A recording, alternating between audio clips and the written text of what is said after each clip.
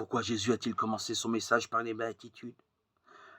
L'évangile selon saint Matthieu est construit à partir du discours de Jésus, alternant avec des blocs narratifs. Dans son premier grand discours, souvent appelé le sermon sur la montagne, Jésus nous introduit au cœur de son message.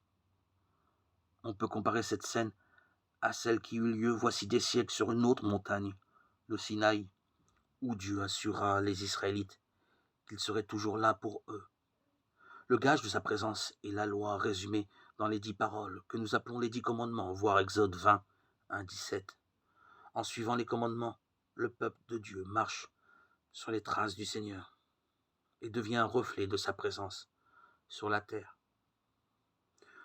Jésus, pour sa part, annonce que Dieu se rend présent d'une manière nouvelle et définitive, plus intérieure et plus universelle. Le royaume des cieux est à la porte, Matthieu 4, 17, voire Matthieu 12, 28. Et à la place des 10 commandements, il proclame les béatitudes, Matthieu 5, 1, 12, heureux. Dans les Écritures, cette formule est la constatation que telle personne ou tel groupe de personnes sont bien placés pour jouir de la faveur divine, qu'ils sont justement là où Dieu veut qu'ils soient.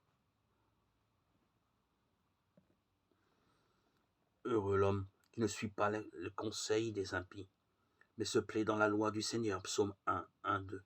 Heureux l'homme qui se confie dans le Seigneur, Jérémie 17, 7.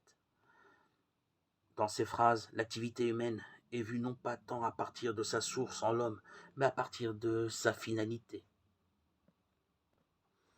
Elle offre l'occasion pour Dieu de prodiguer sa grâce, de se rendre présent.